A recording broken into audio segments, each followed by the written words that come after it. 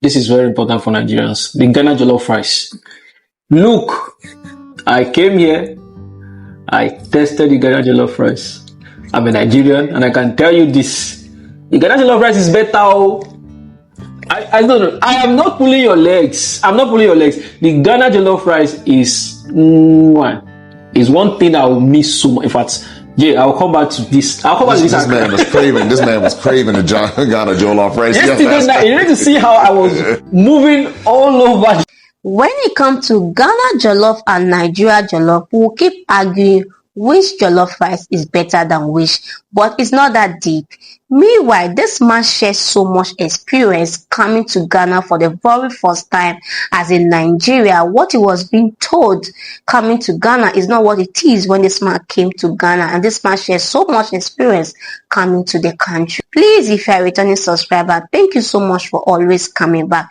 Thank you so much for keeping up with my video. I really do appreciate it. If you are new here, hi. Thanks for joining. Please do not make it your last by subscribing. Now, before I came to Ghana, it's actually my first international trip. I've never been on a flight before. This is my first time of actually traveling, and I was actually scared, but it worked out fine. So my experience so far has been good because before I came to Ghana, I've always heard that Ghanaians don't like Nigerians. Like Ghanaians are brutal, they are harsh to Nigerians. I was actually worried a bit, like I was careful about, because on most of our forum, we have a very popular forum in Nigeria, like Naira Land. When you go there, you always hear people say, Ghanaians don't like Nigerians. Don't go to Ghana. They don't like Nigerians. They are and all that. But I've been here for 7 days and we've been to different places. I think we went to Kumasi, we went to Abori, we went to Cape Coast, we've been different parts of Accra. I've aside the tours, I'm a Nigerian, so I like exploring. Oh, right. You rolled everywhere. I was like, so I've been moving around, like I never hide my identity. So whenever I met a Ghanaian, I told him or her that I'm a Nigerian. And they are not harsh to me. I'm talking about my personal experience. Right. They are not harsh to me. They were friendly. They were willing to help. When I ordered, when I had an order from a Nigerian kitchen, it was a Ghanaian that helped me. He helped me to order an Uber. You know, I don't have a Ghanaian number. Right. So he ordered an Uber for me. When the Uber guy came, I paid with CDs. And when I had to pay for the food, I had to pay after seeing the food. So he paid with his own mobile money. So I had to give him CDs. So he is a Ghanaian. He helped me. And a few days later, he chatted me up on WhatsApp and said, "What's up? Have you left Ghana?" I said, "No, I'm still around." I was like, "Hope there's no problem." He said, "No, I'm just checking on you." Friendly. And this is your experience? Yeah, this is my experience. And he wasn't the only one. I've met some friends here in Ghana just within a few days. And they were not, even the taxi driver that came yesterday, he's a Ghanaian, and he was friendly. So I really don't know where the harsh was coming from. Ghanaians welcomed me. I met a lot of them at restaurants. I met a lot of them on the street. And some of them will say, "I'm a Ghanaian." I say, "No, I'm a Nigerian, and I'm Igbo." So, okay, Igbo, yeah, there are a lot of Igbos here. So my experience has been good with Ghanaians. I never had any negative experience with Ghanaians at all, and I met a lot of them. Interesting, because the narrative is really strong. Yes. As far as, I mean, I've heard it go both ways. Nigerians don't like Ghanaians. Ghanaians don't like Nigerians. Africans don't like African Americans. And it really makes me wonder where this comes from. Now, maybe it's a few people's experience or a lot of people's experience. Maybe they've had negative experiences. You know, obviously you're dealing with hundreds of millions of people on both sides of this. You got 30 some odd million here in Ghana, over 200 million in Nigeria, and you take all of that.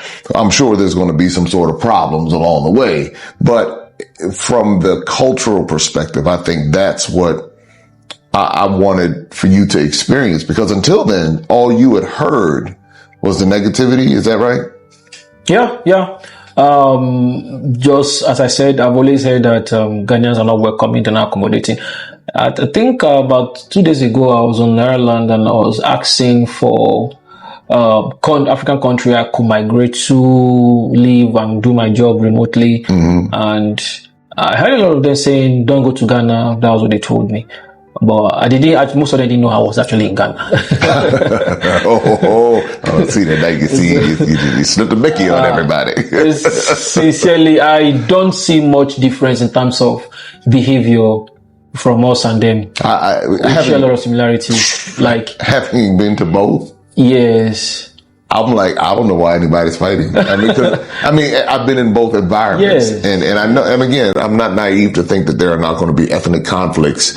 You have families that have conflicts, and people don't speak to each other, and it's So I know even on that level, but I think it's about individual differences, individual experiences, as you said, But I think it would be wrong for anyone to generalize issues. Mm-hmm. Yeah, I've had negative experience with my own country people, like Nigerians. So it's normal with human beings.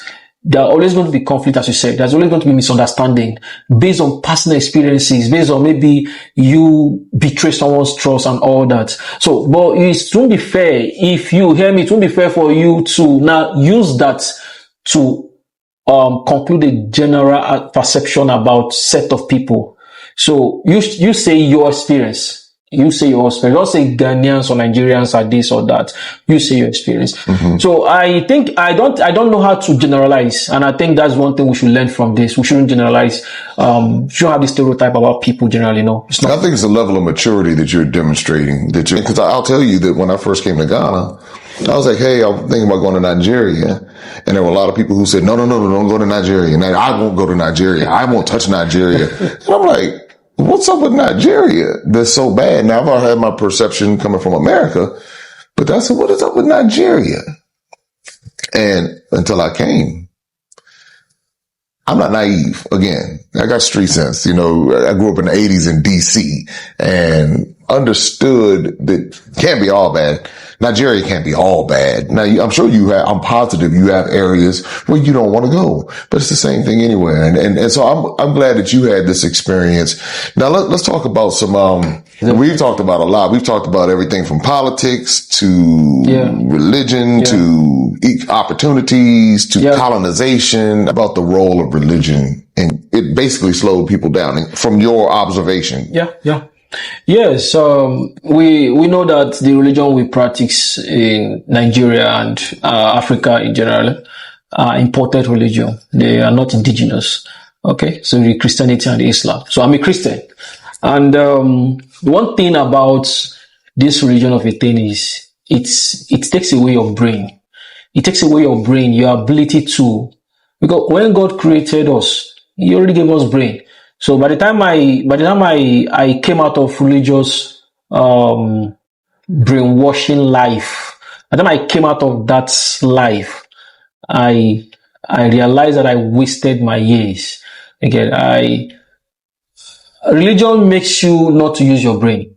If God didn't want us to use our brain, and this thing is very, very vital, it's very, very important. If God didn't want us to use our brain, He wouldn't have given us brain. He could have made us a robot. So how does religion, in your definition or observation, how does religion take away the brain? Okay. Explain that. Now, for instance, I will use our political class, for instance. We have security issues that needs you as human beings to sit down and look at the foundational causes and proper solution to these causes. They are offering us 3 days fasting. I don't understand. So in other words, something practical. Yes. And then it's to go fast for 3 days. What are you fasting for?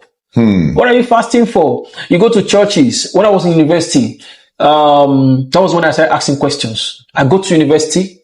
We lived in the West, but I schooled in the East, okay. University of Nigeria and Soka. So each time I returned, I had families praying the same prayer point. Year in, year out, they are praying the same prayer point every day. God, give me this, God, give me that, God, give me this.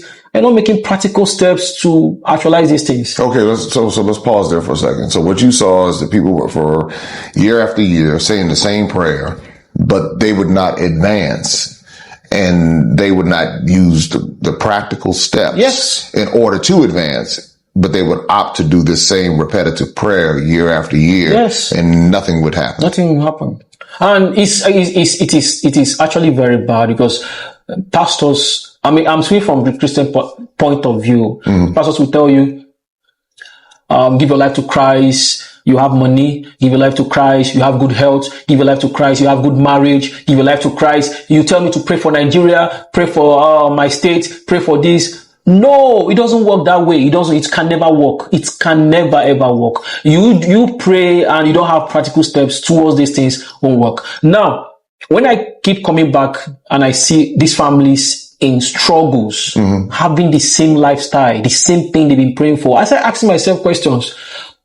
For years, I was brought up in extreme religion. Like as a young child, my father had a personal religious teacher for me. So after church, I returned home. I still had a teacher who came to teach me religion. So I grew up in extreme religion. Like so you're not a novice or someone who just came along. You were entrenched into religion. Yes, I was. I was fully involved in it. And I somewhat believe that if you give your life to Christ, everything will work out for you, everything without, I believe in miracles. I don't believe in miracles, just miracle, like magic happening. But I started asking questions when I started seeing other religious people as an other religion. I started seeing Islam. Okay. I started seeing Judaism. I started seeing atheists. Okay. I started seeing them enjoying the same thing that we prayed for. I started seeing good marriages in people who are Jews, Judaism practitioners, Islam practitioners, atheists, even the so-called people called sinners. Okay. They are enjoying the same thing that we are praying for every day. And I started asking myself a question that, why are they enjoying these things? And you are telling me as a pastor that I need to pray. I need to be a Christian to enjoy these things. That was when I started having to think. Nobody actually talked to me, but I started having to think that these things are actually not peculiar to any religion. If you walk your way, if you have practical steps for these things, you will get them. One thing that I often realize especially when it comes to like money, if you do this, and then God is going to bless you with money. And if you give to me, then God is going to bless you with money. And I got to give to this particular church or this particular organization in order for me to have wealth.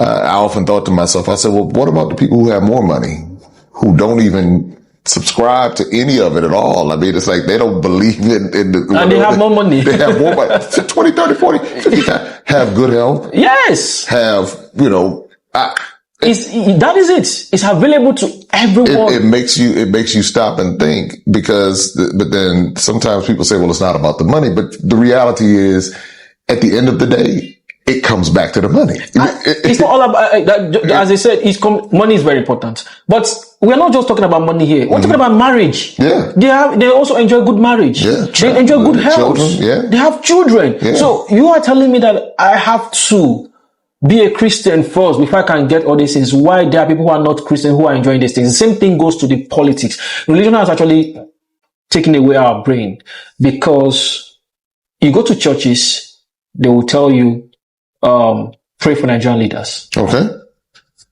Now, because of this, and they say that in America too. Pray for our leaders. Because of this preaching, the people have failed to hold their leaders accountable. People are now holding God accountable. Why are you holding God accountable when you have elected leaders to hold accountable? Religion is a tool. In my country, it is a lucrative, well-designed tool. After the colonial masters left. A lucrative, well-designed tool. After the colonial masters left.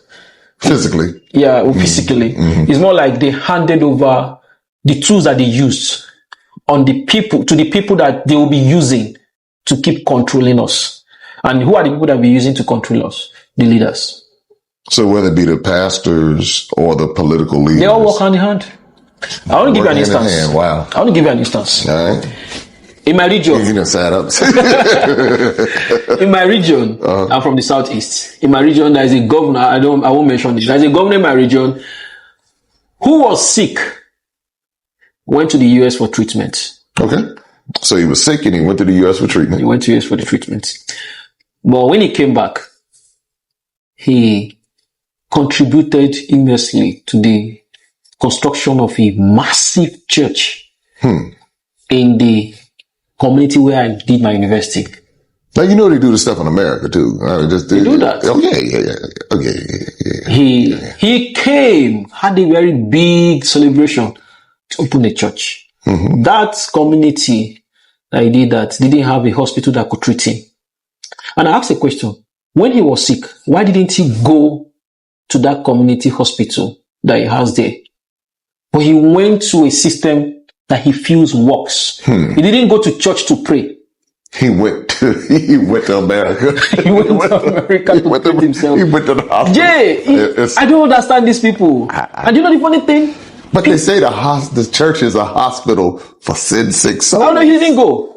He went to US to treat himself in a good hospital, paid money. Right, and got well. He got well. He came back. It probably had a whole lot of unbelievers treating him and stuff. Probably had atheists and Muslims. They attended to him. And then it boils. You see what we just said. It boils down to not about your religion. It's not about what is working. But a lot of people watching right now don't agree with that. They're going to say that their religion, whatever it might be, saved their life, and their religion and them giving their money to these pastors and them spinning around and throwing the money down and doing all of that is the reason why. It has nothing to do with your religion. Absolutely nothing. Because it is not what they are choosing that is working for them. It is what the nature has laid down for you. If you don't eat good food, if you like, pray and fast from now till tomorrow. If you're eating food that will block your veins, that will block your bloodstream, you are likely going to have heart issue. So no matter how much you pray and fast, no matter how much no matter the religion you are, all of that, whatever you do, you're still going to get sick if you do so bringing it back around, then what you're saying is life application, practical steps. That is what makes the difference. And that's what you're seeing in particular Nigeria. Now, when he came after building the church, massive church, people came from that community. Now that's why I'm telling you that they have removed our brain.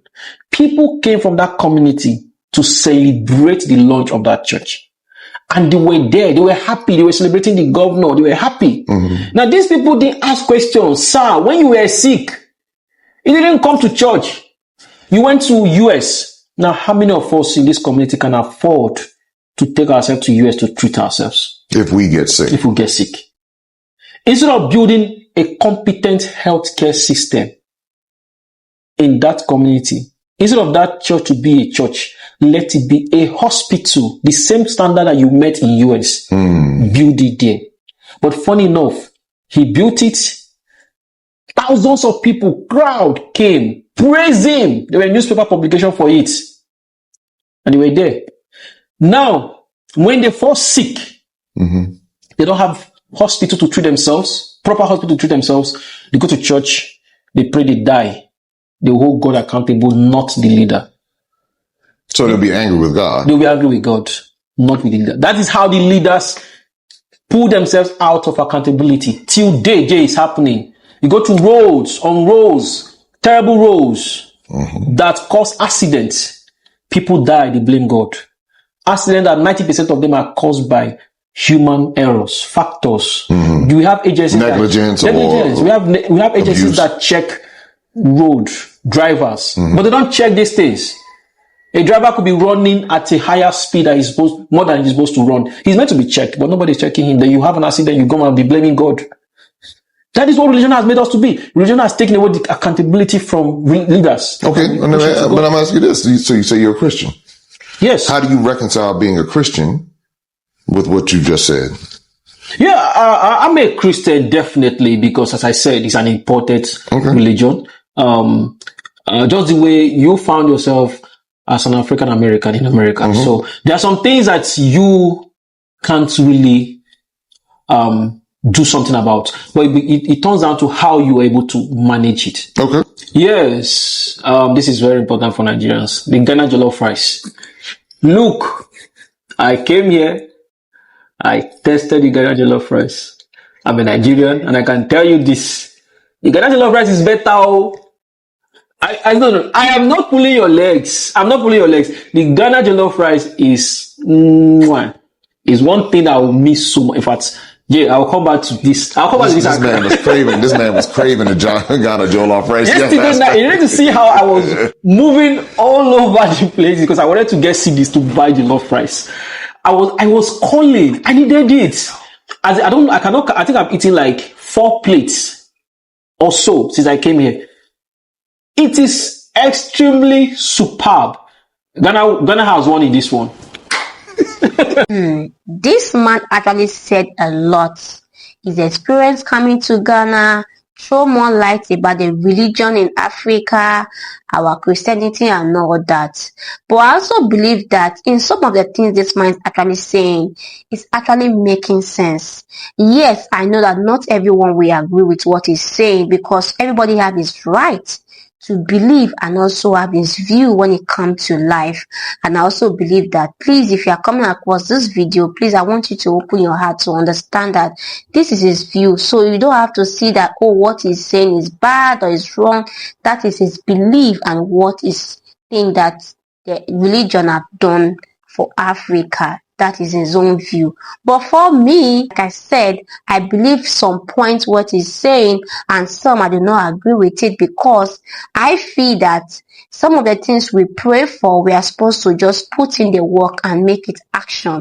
Not everything is theory. Some things we do in Africa, we believe on theory too much. For we to put in the work and do the right thing, we believe in theories. Like he said, according to when he was talking about one of the politicians in his state or in his region, when this politician was sick, this man traveled to the state for treatment. But he came back from the state, he built a church in his community, forgetting that when you fall sick again, you need a hospital to be treated. Forgetting that not everybody is going to be able to afford the money to travel to the state to be able to get good healthcare system. So at some point, I also believe that this man is actually right. But at the same time, please, everyone, feel free to drop your thoughts, your comments in what you think. We have a lot of religion in the world, and everybody have the right to believe in what works for him and what he believes. I don't judge anybody, never. I respect everybody's religion and belief, and your opinion is valid because you have right to speak your opinion. That is why I said his opinion might not be your opinion. You might not agree with him. You might agree with him. That is why the comment section is there for you to please drop your thoughts about what the man has said about the religion. But I don't want to go too much on religion because, please, I am not here to do religion topic. But if I have the privilege to speak, I'm going to say a lot of things. But I don't want to go into that rant for today. Let's just deal with what this man said and please drop your opinion of what you think about the video. The other thing this man spoke about the fact that before coming to Ghana, he think that Ghanaians do not like Nigerians. And the same thing goes that some Nigerians do not like Ghanaians. That mindset is being put in the hearts of Nigerians before coming. Even some Ghanaians, oh, Ghanaians don't like Nigerians, Nigerians don't like Ghanaians.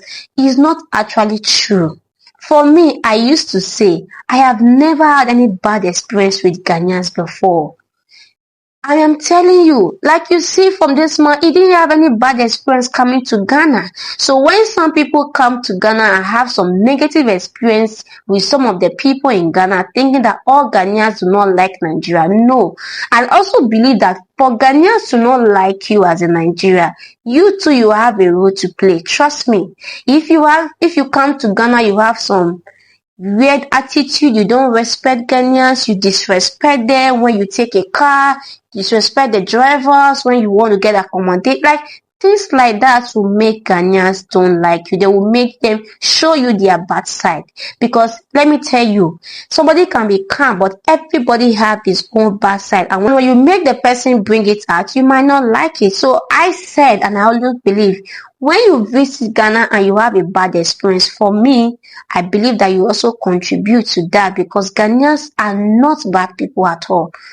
For me, when I see Ghanaians, I will tell you that I would choose Ghanaians over Nigerians. For me, not because Nigerians are bad. No, please get me right. Because for me, I feel more related, more connected to Ghanaians than Nigerians. It's just my own view. You might not like it, but I'm speaking for myself. Nigerians are not bad people. Please, I quote, and I said in my word, I feel more related to Ghanaians when it comes to doing business, doing some things, having conversation. I just feel free to have conversation with Ghanaians than Nigerians. That is just my own view.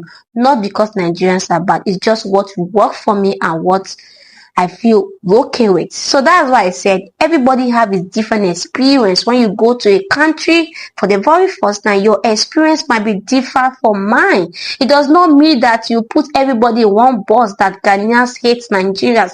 Capital no. Ghanaians do not hate Nigerians. Ghanaians deal with you according to your behavior and your character.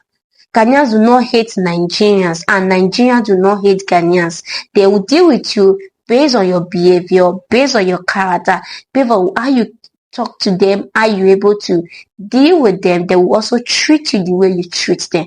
Don't forget that in this life, is what you are is what you attract. So when you get some negative things in life, it does not mean the country. You have to check yourself and also work on yourself. I don't know if you understand. Yes, you might not get it right in Ghana. I used to say that a lot, but at the same time, 80% Ghanaians are not bad people and they do not hate Nigerians. And I also pray that we all come together as in one Africa continent to able to live in peace and harmony. That is the goal and that is what we should also be looking at for, not matter of who hates somebody, who do not hate somebody. So please, if you have not liked the video, do me well by hitting the like button and don't forget to subscribe to the channel.